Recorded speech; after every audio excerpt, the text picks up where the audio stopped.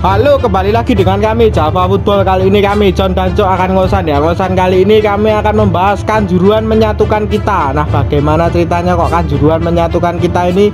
Oke, kita saksikan saja bersama.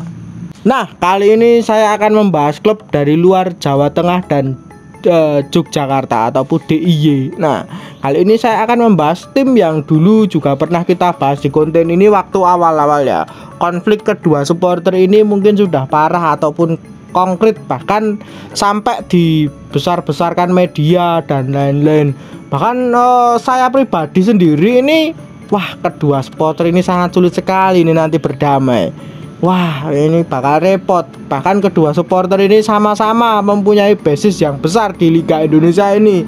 Bahkan kedua klub supporter ini ataupun kedua tim ini nggak akan mungkin ya terdegradasi ke Liga 2 ini, nggak akan mungkin. Bahkan kedua tim ini menjadi ikon di Liga 1.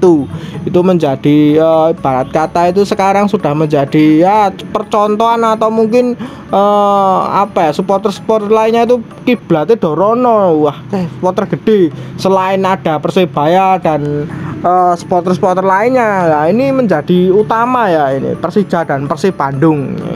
Nah, kedua supporter ini yang dulu sangat berrivalitas keras, bahkan saling rivalitasnya itu mungkin saling ya sampai meregang nyawa berkali-kali mungkin ya. Kedua supporter ini mungkin berseteru ini bukan hanya sekali atau dua kali, mungkin sudah ya banyaklah ya korban-korban yang berjatuhan di rivalitas ini yang dibesarkan oleh media sebenarnya kalau menurut pendapat saya pribadi ya.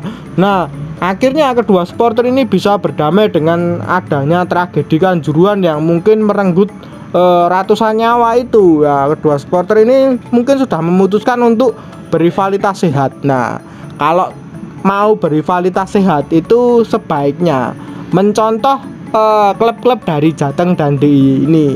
Jateng dan DIY ini beberapa ada klub yang mungkin berrivalitas mereka itu sehat. Nah, mungkin banyak yang kepanasan kalau lihat sosmed supporter Jateng dan DIY. Wah, ini akan menjadi bentrok dan lain-lain.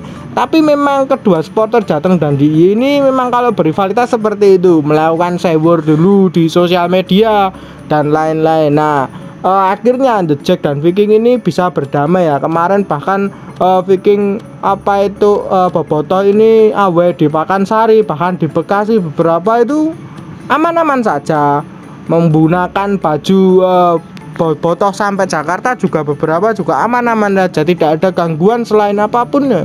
Nah, ini bisa menjadi contoh untuk klub-klub Indonesia lainnya ya, nanti kedepannya itu agar bisa saling berdamai ataupun ya rivalitas itu yang sehat aja itu. Menurut pendapatmu gimana nih tentang damainya kedua supporter yang besar ini? Bahkan kedua supporter ini kabar yang saya dengar memang rivalitasnya itu diopeni ataupun dipelihara oleh suatu pihak tertentu yang ingin menaikkan rating ataupun ingin ya bisnis lebih tepatnya bisnis mereka itu jalan.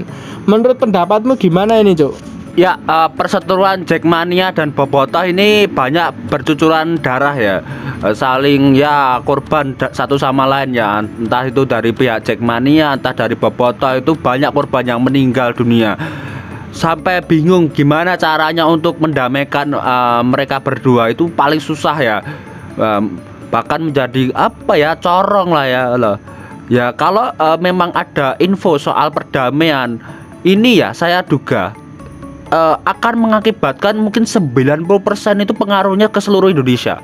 Karena mau bagaimanapun Persib dan Persija ini kan tim besar di Indonesia, corongnya pionirnya lah ya. Kalau di luar negeri itu kayak Barcelona, Real Madrid, mungkin kayak Galatasaray sama Fenerbahce dan lain-lain, itu kan memang tim besar di Indonesia, di negaranya masing-masing, dan supporternya berrivalitas.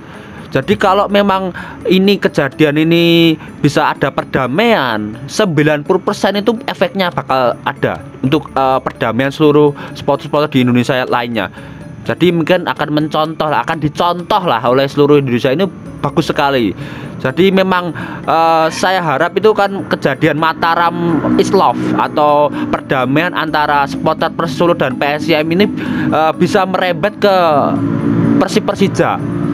Karena memang ya ini yang didambakan oleh para pecinta sepak bola yang normal dan positif ini sangat didambakan. Tapi kalau para oknum provokator, para bocil-bocil ini ya memang agak nggak suka dengan perdamaian ini ya. Memang orang-orang seperti itu kan harus diberantas ya, mungkin dikandani atau mungkin diberitahu, dinasihati.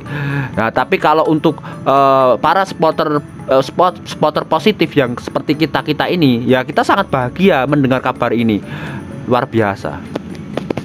Ya betul sekali ya. Tidak pernah menduga dalam pikiran kita sebenarnya untuk kedua supporter ini bisa berdamai itu, saya rasa sendiri pun sulit. Ini seperti halnya Solo dan Jogja, saya rasa. Wah, kedua supporter ini sama-sama konkret menurut pendapat saya.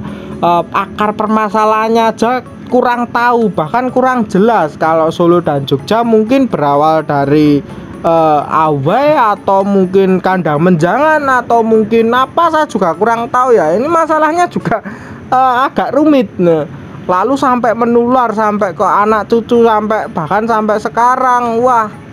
Nah, akhirnya kedua klub ini kan juga memutuskan untuk islah ya atau berdamai. Ya, itu cukup kabar yang bagus untuk kita semua. Dan bahkan setelah tragedi Kanjuruhan ini mungkin banyak sekali supporter yang memutuskan agar sepak bola Indonesia ini berjalan bisa dengan baik ya. Seperti halnya yang berdamai itu tidak hanya satu atau dua supporter sih, ada dari PSS Sleman dan PSIM, lalu ada Persis dan PSIM, lalu ada The Jack dan Bobotoh ini juga berdamai.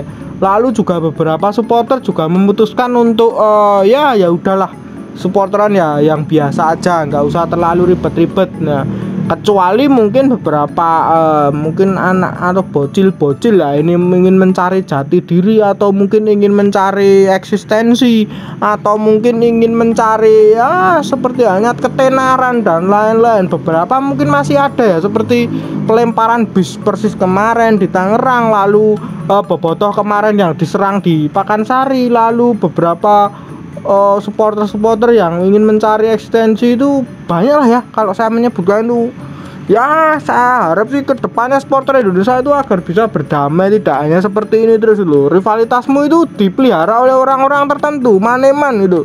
Kowe nek meninggal ataupun terluka di stadion ataupun waktu lihat bola itu nggak menjamin orang-orang itu bakal nolongin kamu, nggak mungkin gitu. Maksudnya nggak menjamin nolongin kamu. Jadi kasihan lah keluarga di rumah itu, kasihan juga. Nong taunya anaknya lihat sepak bola, nanti pulang-pulang malah masuk rumah sakit ataupun gimana, ada apa-apa ya, itu kan repot juga ya. Nonton sepak bola itu hanya untuk hiburan saja, untuk hiburan masyarakat. Sepak bola itu ya damai, enak, kalah menang ya wes gitu aja. Yang saat ini mungkin lebih ke apa ya, ingin menuntut prestasi ke klub ya, seperti itu boleh lah ya, menuntut prestasi ke klub, gengsi dan lain. Mungkin kalah ya mungkin harus bisa legowo gitu, menerima kekalahan, tapi setelah itu kan bisa evaluasi, menuntut manajemen ya, menuntutnya dalam kutip harus ya hal wajar ya, jangan sampai berdemo ataupun turun lapangan dan lain-lain ya, itu juga salah sebenarnya. Sekarang kan ada apa ya, bisa dirapatkan atau mungkin bisa diajak rundingan dan lain-lain ya. Kalau memang tidak bisa diajak rundingan, mungkin manajemen suruh mundur bisa, atau mungkin suruh keluar dari klub juga bisa. Kalau tidak bisa berkompeten, sebenarnya caranya sih banyak, nggak hanya turun lapangan, demo dan lain-lain. Sebenarnya caranya sih banyak, nggak hanya itu. Menurut pendapatmu gimana nih tentang nanti rivalitas kedua supporter ini yang sudah damai? Ini efeknya seperti apa ini untuk sepak bola Indonesia ini? Bahkan sekarang sudah mulai menunjukkan kedua tim ini saling adu prestasi ya, saling adu gengsi di klasemen, bahkan seperti itu. Kadang Persija naik, kadang Persib naik, kadang ya bolak-balik seperti itu terus. Ini gimana ini? Ya, saya setuju banget soal perdamaian supporter. Tapi memang saya itu juga menginginkan ada persaingan di klub ya. Jadi memang gengsi itu tetap harus dipelihara. Gengsi loh, tanda kutip gengsi klub loh. Misalkan Persija peringkat 1, Persib peringkat 2 ya, mungkin Bobotoh bisa menuntut ke manajemen dan pelatih agar bisa meningkatkan performa, tapi dengan cara-cara yang positif, tidak ya mungkin turun ke lapangan, atau sebaliknya jika Persija peringkat 2 atau Persib peringkat 1 mungkin Jackmania bisa menutup ke manajemen dan lain-lain. Itu saya setuju. Mungkin kalau Persib itu beli pemain bagus ya, mungkin Persija bisa supporter Persija bisa menuntut manajemen untuk membeli pemain bagus, atau sebaliknya lah. Itu bagus sih. Jadi memelihara seperti itu untuk prestasi, bukan untuk berrivalitas secara fisik. Itu saya nggak seneng kalau rivalitas secara fisik, apalagi mungkin sampai rasisme dan lain-lain. Itu saya nggak suka, jujur. Tapi kalau persaingan secara prestasi, wah saya sangat setuju banget. Mungkin kalau luar negeri kan juga ada seperti itu kan, mungkin Madrid beli ini, nanti Barcelona beli ini, beli pemain ini dan lain-lain. Oke ya, saya setuju. Mungkin ketika kekalahan, mungkin pelatihnya nanti akan dikritik dan lain-lain ya. Saya setuju banget seperti itu. Persaingan secara positif saja.